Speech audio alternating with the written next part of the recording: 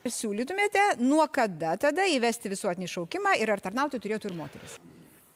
Profesionali kariuomenė, o visuotiniam šaukimui nematau jokios prasmės. Pinigų įsisavinimui matau prasmę. Čia kaip gydytojai, kurie kas 5 metus turi tiek tai valandų specializaciją kelti. Tada kas 3 metus, kas 5 metus, tuos pačius visus vyrus, 100 000, 200 000 vyrų mes paimkime ir vis šaukime į kursus ir vis mokykime. Nes naujos technikos atsiras, naujų dronų atsiras, kaip bombelės numesti pamokysim.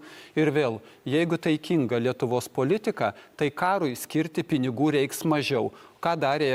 Kaip gerai pasisekė Japonijai po Antro pasaulinio karo. Jos pavyzdys gali mus pamokyti.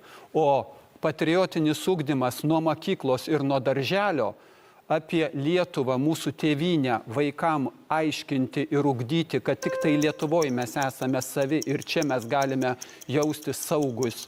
Tai šitą reikia ugdyti ir mokinti.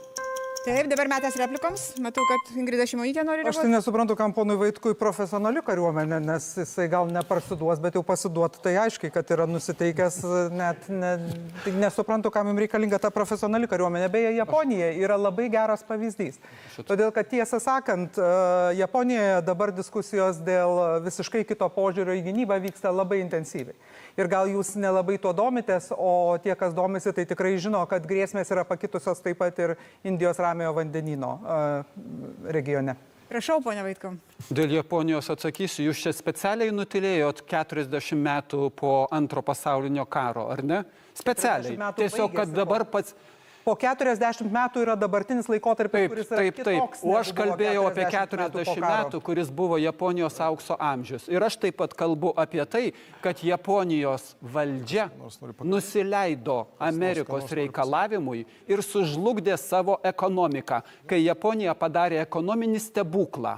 Ir Amerikos valdantiesiems tai netiko. Ir tai yra visuotinai irgi pripažintas faktas. Tai jeigu mes valdžioje turim išdavikus, tai tada bus taip, kaip jūs sakote. Mes pasirengę būsim vykdyti svetimų šalių valią ir nusispjauti ant Lietuvos žmonių intereso ir jie bus galbūt aukojamos avytės. Nes kažkam to reikia. Ir Lietuvą paversime mūšio zoną. O aš esu prieš tai, nes mes visi esam žmonės ir galim susitarti ir su visais kaimynais.